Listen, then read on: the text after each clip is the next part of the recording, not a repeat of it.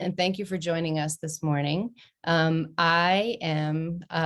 We'll go ahead and introduce ourselves. I'm Megan Campion. I am the cartoon on the left.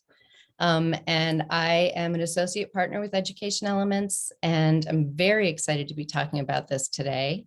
I am based in Northern Virginia, just outside of DC in McLean.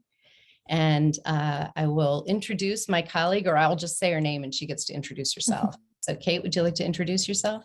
Sure. Thanks, Megan. Hi, everyone. My name is Kate Deneen. I am a senior design principal here at Education Element. I am based out of Boston, so it's getting super cold up here, as you can imagine. And I joined the Ed Elements team more recently to support with all the survey work that they are doing. So very happy to be here and excited to have this conversation with you all. Yeah, we are honored to have a stakeholder engagement expert with us today. So our objectives for today, we are going to be talking about the need for responsive leadership in complex times. It's something that we've seen in the work that we've been doing with everybody we've worked with over the past couple years. We've seen it come to the forefront, that ability to respond quickly to very complex situations. And so we'll be talking about that a little bit. We are going to explore some strategies for building capacity and also for adjusting your plans. So when we get to that point, we'll have a few different frameworks to share with you, some resources for you to look at.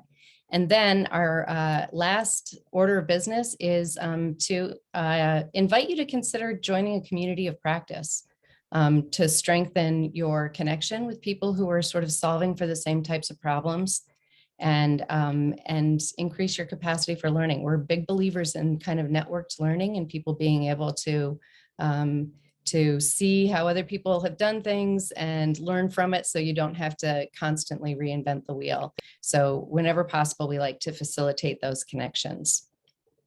So with that, we'll go ahead and jump on in to a consideration of leading in complex times.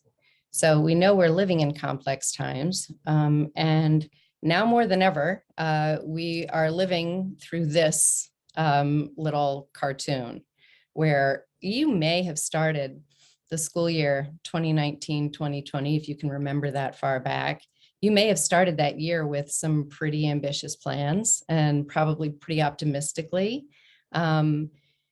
And we know what happened in March of 2020. And ever since then, we've been sort of struggling through this reality of we may still have that sort of strategic goal in mind, what you hoped you would be able to achieve in that first year, but you've probably been very distracted by things that have been coming up that were unexpected and exceedingly urgent. So the topic that we're talking about today is how do you tend to the urgent things that pop up without letting it completely derail you from progress towards your more strategic goals. And this is something that we talk about a lot in a bunch of different contexts with our district partners, that they may have great plans to do things, but figuring out how to get it all done when new things keep popping up is a real challenge. So that's what we're going to try and work through and solve for this morning. And to assist us, we have the great wisdom of President Eisenhower. And you may have used the Eisenhower Matrix before, you may have heard of it. We'll be referencing it a little bit later. But in this address, this is a quote from an address that President Eisenhower made to, I think, the Century Association in 1961. And he said, who can define for us with accuracy the difference between the long and short term, especially whenever our affairs seem to be in crisis? We are almost compelled to give our first attention to the urgent present rather than to the important future. And one of the reasons this quote really spoke to me was the difference between the long and short term. I remember in March when we were grounded, I thought I was coming home for 2 weeks. And I stayed home for 18 months. So I think the short term quickly becomes the long term, and you realize like, oh, this isn't just a blip. This is something I actually have to sort of plan for and be ready for. This isn't something that is just going to pass.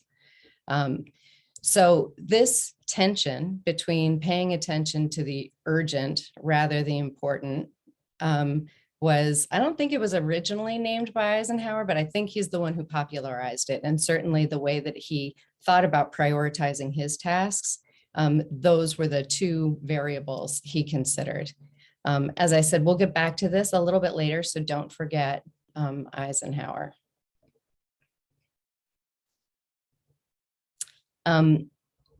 So when we started this school year, I know during the summer we were feeling pretty optimistic. Yeah, Amy, I see that tyranny of the urgent. Yes, and it does feel like if you're neglecting it, you're doing something egregious.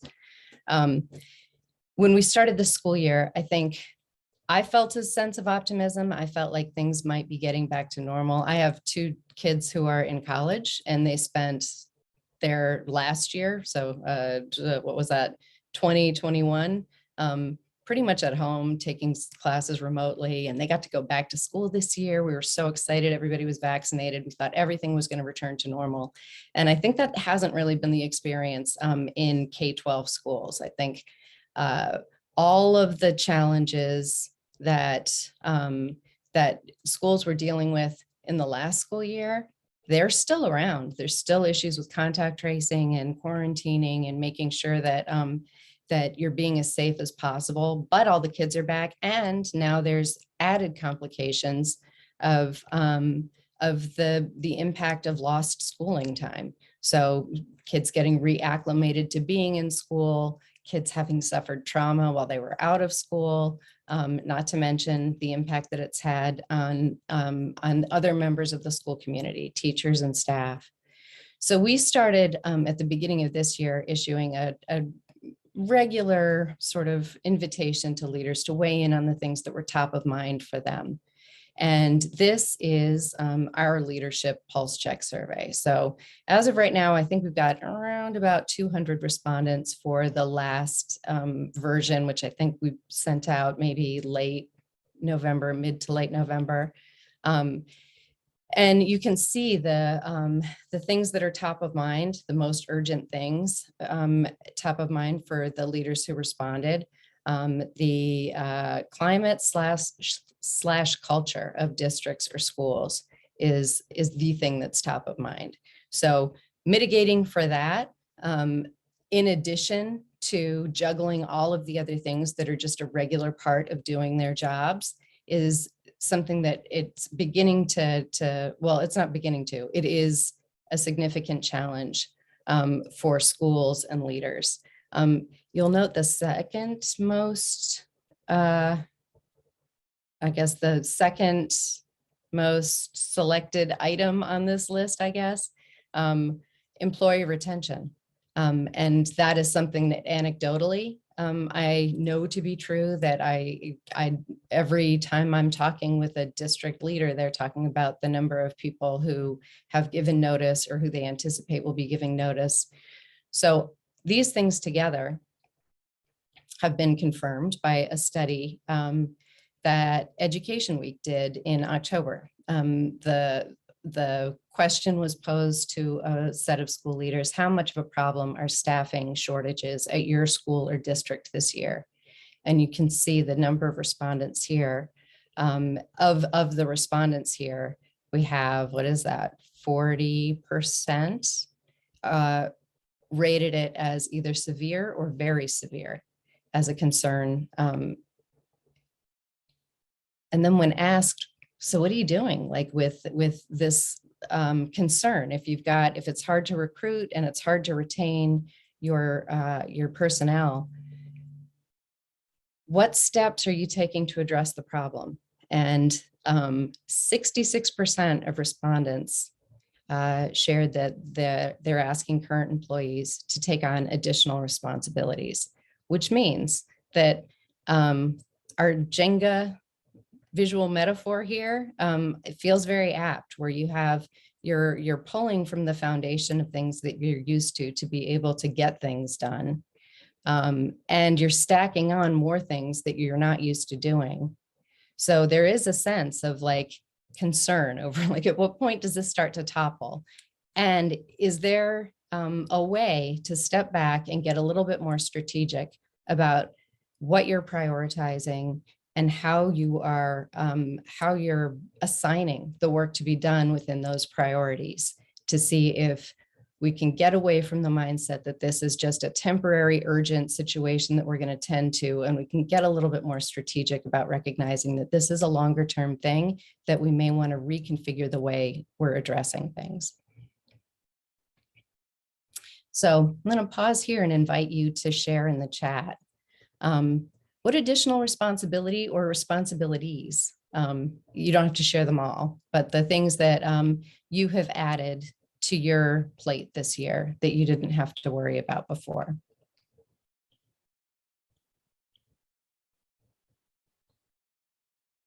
I think while we keep an eye on the chat and see if anybody wants to share their experience. I think one thing, if you're going to be putting in the chat, just make sure you're hitting hosts and panelists so that we can all see whatever you put in there. So we've got, therapist, managing interventionists on campus, subbing. Yeah, I don't know anybody in a school who's not subbing right now. Contact tracing, grant management. Yeah, so I think we do have a lot of people who have expanded their job responsibilities this year. So it looks like, at least in our session, and maybe this is a self-selecting group, but it sounds like that 66% who responded, this is how they're dealing with it. You all are feeling that as well. So we'll get into now kind of the ideas about how we can start thinking through the prioritization and capacity building to address some of these issues. And so we're going to start with setting priorities, building capacity, and adjusting plans. And since this involves a lot of the stakeholder engagement ideas, I'm going to mute myself and let Kate walk us through this one. Great, thanks, Megan. Yeah, like Megan said, we just wanted to touch upon engaging with various stakeholders across your school communities to address urgent issues.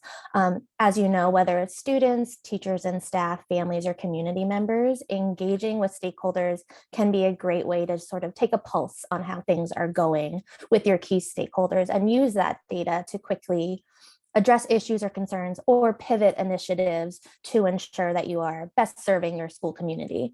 And as you can imagine, over the past 18 months, stakeholder engagement was a key tool for schools and districts to ensure that any issues or concerns relating to the pandemic or educating in a pandemic world were swiftly uncovered and addressed.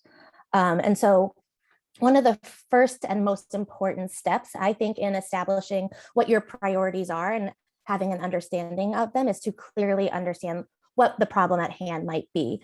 And in a recent article that was published in Education Week, a group of educational leaders reflected on the lessons that they learned through the pandemic over the last 18 months. And one of the first lessons that they identified that they learned was to ask people what they needed rather than assuming they knew what they needed. And stakeholder engagement is a great way to ensure that you're asking people what they need. And so depending on the focus and the audience, there are a few different ways you could go about this. Of course, you could get this information through survey data, but you could also get it through a more formal setting in focus groups, or maybe even in an informal setting, in like an informal check-in or a community forum, or even on one-on-one conversations with your stakeholders like students, teachers and staff, and community members. And so I always say getting input from all of these individuals is a really easy and effective way to get an understanding of the various priorities of your stakeholders across the district. Stakeholder engagement, since there are so many ways to engage stakeholders, it's a great way to sort of expand your reach and make sure that you're engaging with maybe folks that don't typically engage with the district community leaders. And again, there are a few different ways you could approach this. One thing that we have seen a lot of our district partners do is engage in a series of interviews with various stakeholders. And when they do this, they typically bring in a similar list of questions that they're asking to each group. And the reason we encourage folks to do that is so that you can get answers that have a lot of depth, and then you're able to identify common themes across their answers. And these common themes are typically issues or concerns that many stakeholders are having across the school community. And that's just a really easy way to see what everybody is struggling with or what everybody would like to see addressed quickly. Focus groups and community forums are also a really great way to get input from a larger group. And this is also a great way to sort of test the themes that come out of the one-on-one interviews and sort of take a deeper dive into what these themes might be with the focus groups. And of course, we would also encourage our school and district partners to engage with students as well, because they're a key stakeholder. And it might be more difficult to organize a focus group with students, but we would encourage using advisory or circle time to engage with students to get a pulse on how they're feeling about things over the course of the school year. And like I mentioned earlier, I have joined the Ed Elements team to support on a lot of the survey work. So we have a suite of surveys here at Education Elements that are great tools for engaging with stakeholders and have certainly been used very frequently across the pandemic to just take a pulse on how students are feeling about, you know, their classroom experience being virtual, or the school climate now that they're virtual, or with all these new COVID related rules. We also have teacher surveys and family surveys that ensure that teachers and families are getting the information they need from the district. And if they're not, the data that comes out of these surveys allows our district partners to address any issues and pivot their initiatives to ensure that all of their stakeholders are getting what they need. So on the screen here now, you see the various surveys we have to engage with stakeholders across the districts that we work with.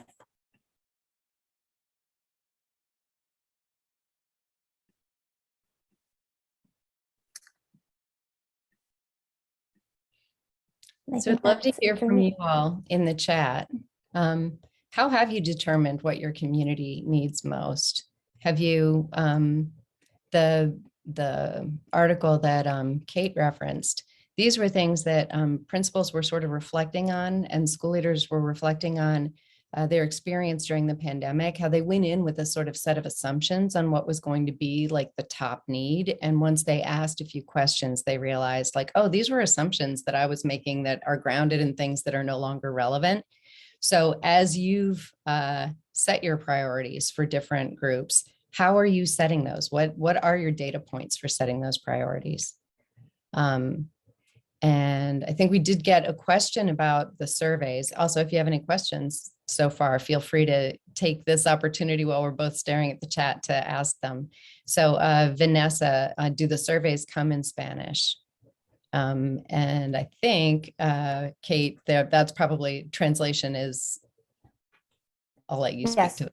All of our surveys do come in Spanish, and we also work with a long-standing partner of ours, a third-party translation vendor, and we've translated the surveys up in, I think we have about 20 different survey translations at this point, but all of them are in Spanish. Thanks for the question, Vanessa. Okay, we have a lot of answers. It just came through at once. Let's see. So we've got information gathered through conversations. So those just sort of more like anecdotal, but getting like a line of sight into what people are saying in unguarded moments. We do a COA, comprehensive organizational assessments, initiative inventory, data sources, root cause analysis, goal setting, and action planning. That is awesome and very comprehensive. And I would, Josh, I'm going to have a follow-up question for like the sort of monitoring of these goals, but we're going to get to that a little later in the conversation too. So Heather used surveys last year, determining technology and SEL needs. So yeah, so there's been, I think there has been a lot of, as you mentioned, Kate, a lot of reliance on survey data, I think, in establishing priorities. And what we're going to talk about next is like, so you've got your priorities, you know, now these are the things that are top of mind for your stakeholders and the people that you're serving. So what do you do with this, especially in the light of the fact that there's, you know, probably fewer people doing it than there used to be. So we want to talk now. We're going to go back to our friend, former President Eisenhower, and think about the Eisenhower Matrix. So he, as I mentioned earlier, and you probably knew this before we had this conversation, he sort of named that that distinction between importance and urgency. And he had this matrix that he used for, you know, sorting through his to-do list every day. So some of this it's thinking about this in terms of like how you're managing teams is really interesting. If you've used an Eisenhower matrix before, you know what this setup is, but if you haven't, I'll tell you. So you have importance here on your vertical axis, and then you have urgency here on your horizontal axis. And the less important, less urgent things in your to-do list, you put here in this quadrant. I know all these axes and quadrants have names. I'm not a math person, so they never come to me immediately, so I'll just be pointing to them. Then the more urgent, less important things would live in this axis. The very important, less urgent things live here. And the very important, very urgent things live here. And the sorting sort of rules, if you're following the Eisenhower Matrix recommendations, are basically once you've got your list of things in here, urgent and important, do these as soon as possible. If things are important but not terribly urgent, you have to decide when to do them and schedule it. If there are things on your to-do list that are neither urgent nor important, you're going to drop them from your to-do list. And the things that are urgent and less important, you want to delegate those. And I think this is coming from the perspective of Eisenhower as a single executive. So obviously he's not going to be tending to the things that are urgent but not important, but likely somebody has to. So when you're thinking about this as a leader and a leader of teams, you need to be thinking about who the right people are to take on the things that live in these different quadrants.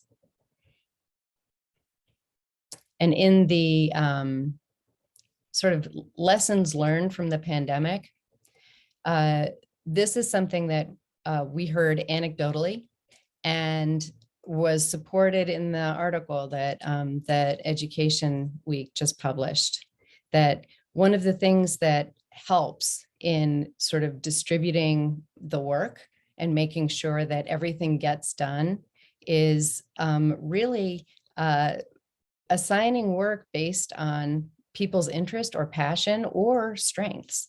So we saw a lot of people expanding outside of their roles, and you all named the ways in which you expanded outside of your roles, even currently. And when you're sort of deciding who's going to take on what, lots of initiatives may end up being driven by people who are just really passionate about it, and they know it's going to be extra work, but they think it's so important that they want to continue doing it. Another way to think about it, if you're working with a team, is to think about the sort of makeup of your team, considering their strengths. So what we're looking at here is this is a table of leadership elements, and these are a set of measurable, learnable skills that people bring in varying degrees to the work that they're doing.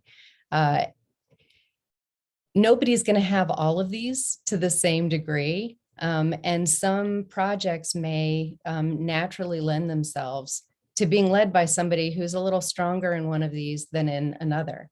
So when you're considering the team that you're working with, you could use something like this, like the leadership elements. If you have done Gallup's Strengths Finders, you could do that. If you have a set of like competencies that you're using as a way to to measure people's growth and performance, these are things that you could consider. So this is just one way of looking at it. This is like one set of descriptors, I guess. You may have a different set of descriptors that you want to use, but the process would be the same, where you would want to name the priority and then think about, okay, so what's a person going to need to be able to lead this initiative through to success?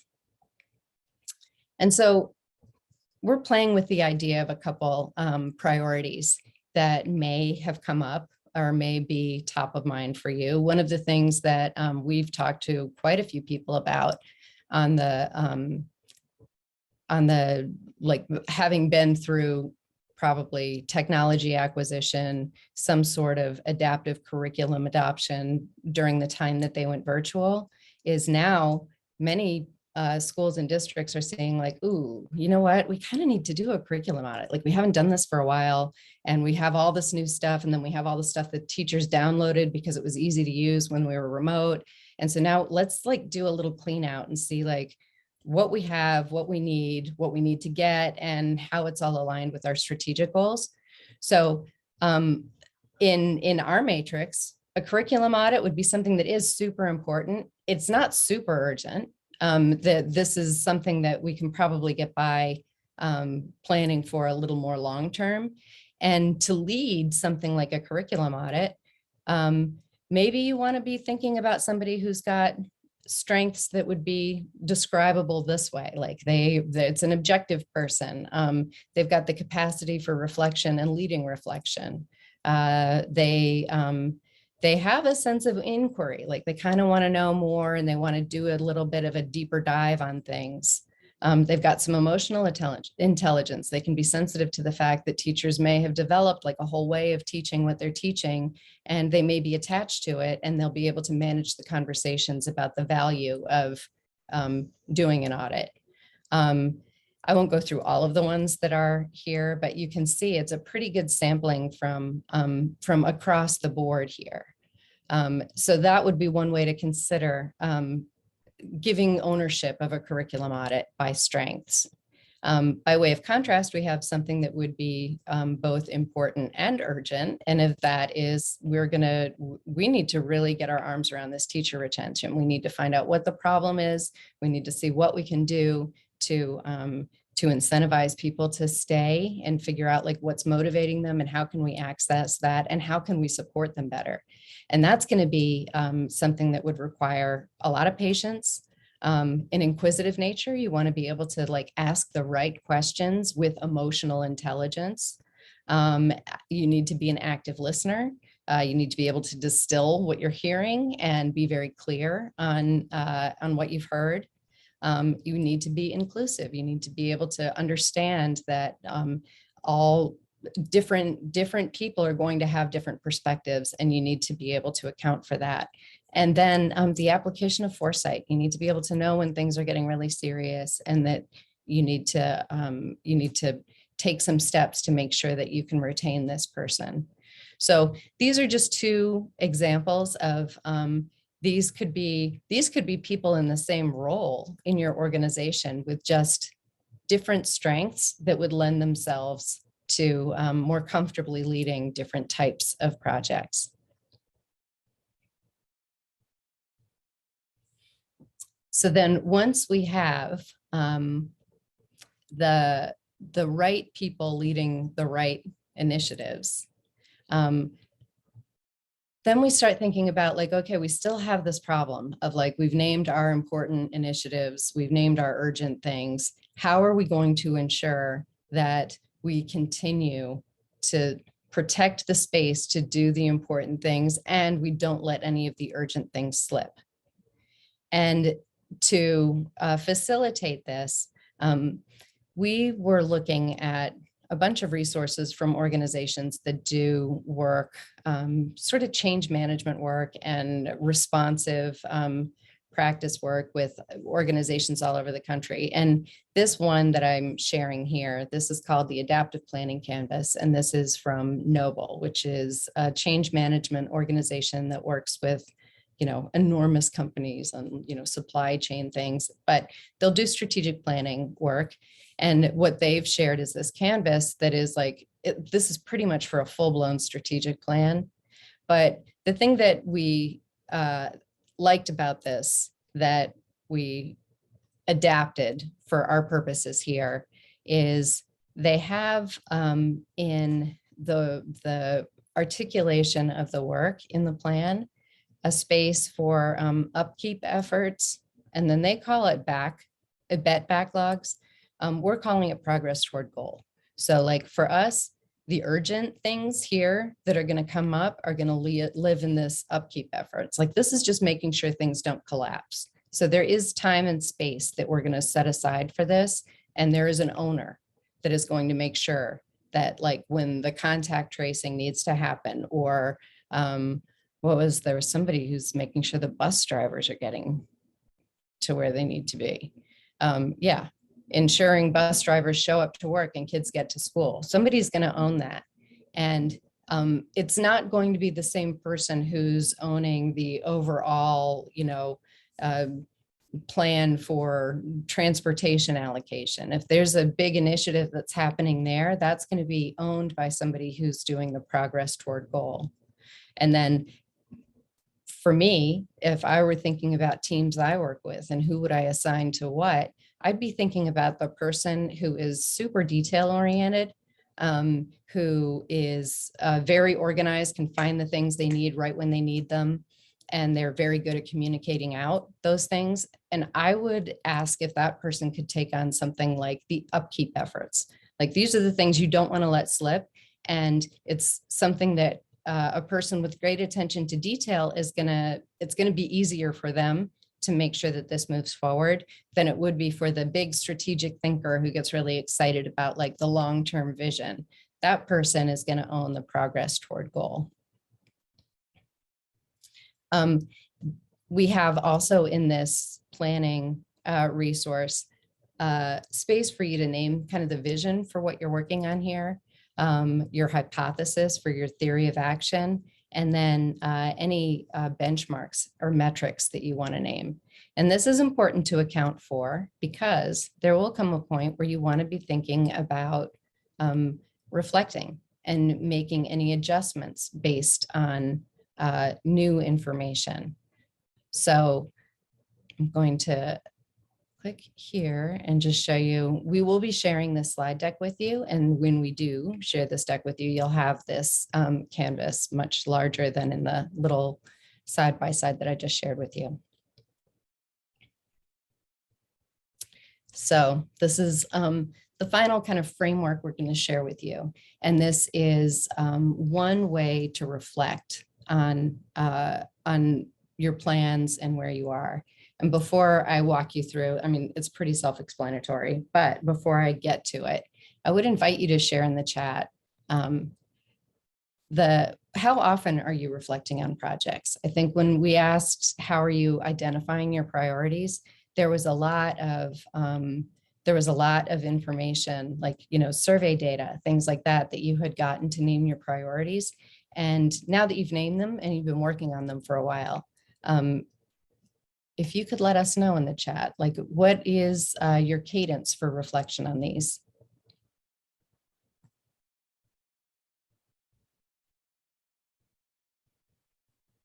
And the last thing I see in the chat is about adaptive schools. So I don't think we've gotten to answering that yet.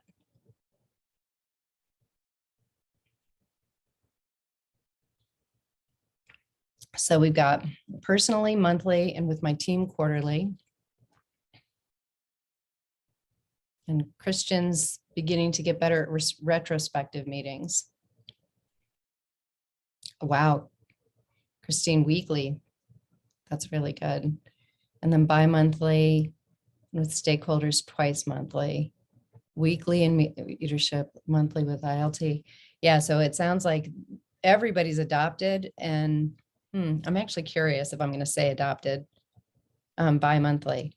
Okay, those of you who are answering, maybe the next set of answers, is this new, this frequent cadence of reflection, or is this something that existed pre-2020?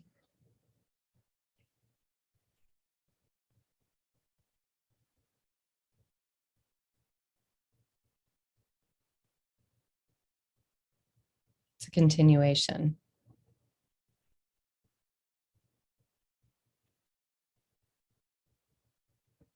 And then new-ish, continuation, and then it's a new intention this year. So of those that have answered, it's kind of a mix of people who were sort of in the habit and then people who have introduced it this year. Anecdotally, in my experience, the districts that we worked with that were in the habit of doing this sort of responsive work pre-March 2020, they were able to they had some muscle memory, like they knew how to like jump into this a little bit more, and they were able to ramp up a little faster with sort of planning on the fly. I think the thing that's really interesting about this period of time is whether or not you went into the 2020s as an educator with any experience in responsive practices, you have that experience now because you've had to do it as you educated through COVID. So this feels like a moment of, on a good day, of great opportunity to be able to reflect back on the experiences that you had and the sort of the muscles that you built in responding to COVID, and to continue that and keep the best of those practices moving forward, because I don't think things are going to move any slower in education than they have been. So I think it does seem to be a moment of opportunity to be considering that.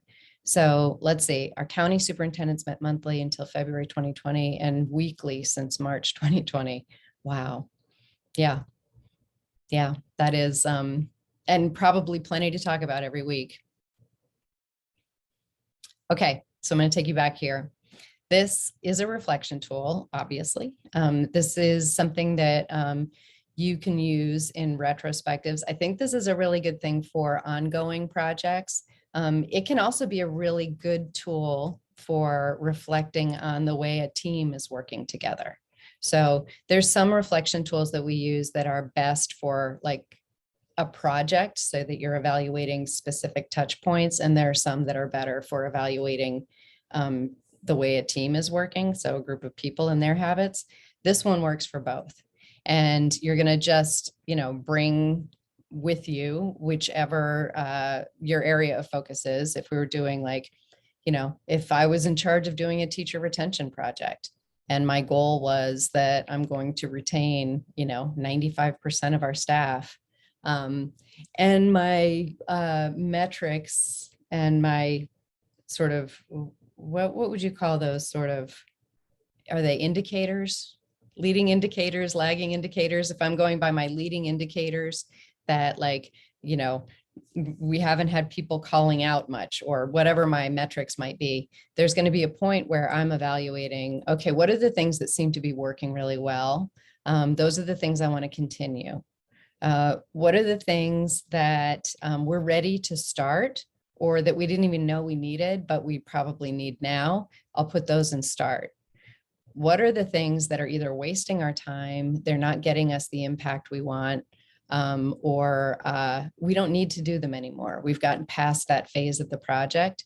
Those are the things we're going to put in stop. And then the things that were it's okay, like it's going all right. We probably need to refine it a little bit more and we need to get better at it, but let's go ahead and put that in tweak. And with the practice of reflection that you've got, being able to get strategic about the specific things, the kind of components of projects that you've got, and get them more streamlined. The goal is that this would clean out some of those legacy practices that are no longer serving you or your team or your school or your district, but that schools and districts are full of these legacy practices. So if you start getting really strategic with how you're evaluating these, and are they still moving the work forward? Are they still serving your mission? Then you can start to remove some of the clutter that may be really dragging you down, especially as you're taking on more tasks. It's going to feel a whole lot better if you can, Marie Kondo those projects and get the things out that do not bring joy or move the work forward. And it will permit more space for you to do those things that you have to do that you didn't used to have to do. So that's my impassioned argument for a start, stop, continue, tweak, Kanban and board reflection. So I'm going to pause here quickly and see if you have any questions. Let's see. Is this template available to download?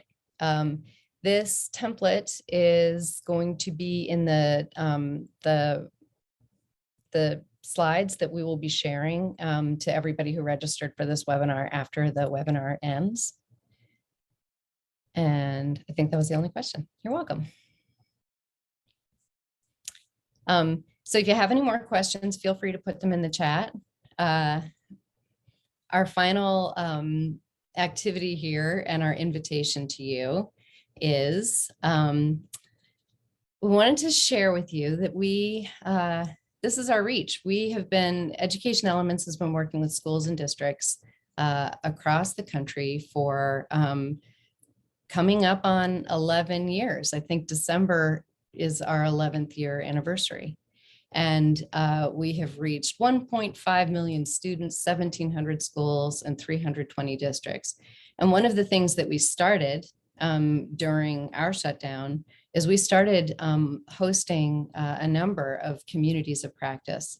And many of them are regional. Some of them are topic specific. I think we have one that was on competency-based education. And then the regional ones have more like, it's a facilitated conversation with leaders in your region who are solving for similar problems. And we have a number of them, and we are actually interested in creating a national community of practice, specifically with people who have done work with the surveys that that Tripod has been administering in schools, because one of the things that can be really helpful is when you get this survey data back to be able to talk through what actions did you take, what worked, what didn't work, what questions do you still have, to be able to sort of debrief on that data and your lived experience with taking action from it with people who are solving for the same types of problems can be really valuable. And we love a learning network. So if you are interested in joining a community of practice, we have a little QR code that you can take a picture of, and that will lead you to a form that I assume will work well for you to register for. And then Kate, if I could ask you to just copy, there's a survey link in the notes section if you just want to put that in the chat. So it's no pressure, but if you're thinking, gosh, it would be good to have this conversation with somebody who's solving for a similar problem that I'm solving for, and you'd be interested in joining one of these conversations, we'd be happy to send you an invitation. Also, I didn't put this on the slide, but all of the communities of practice that we facilitate are pretty low pressure. You can come if you're available. It's not required attendance. You don't really have to RSVP. You can show up if you're available and ready to have a conversation. And if you miss a few, you're always welcome back. So it's a pretty informal, I guess, attendance structure, but it's always a facilitated conversation, and we share our resources and just connect people. So if you're interested, please register. And if not, we have 12 minutes left in our assigned time for this webinar, but we have come to the end of the content that we were going to share. If you have any questions about any of this, feel free to reach out to myself or to Kate. And if you want to check out before you log off, we would love to hear one key takeaway that you've had from today. And we'll be hanging out for a few minutes if you have any questions. Thank you all for joining. We do have this slide deck and I think a recording will be going out after the webinar ends. And yeah, invite you to stay in touch.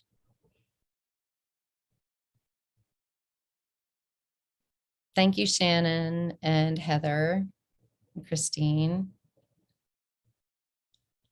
Thank you, Ferdinand.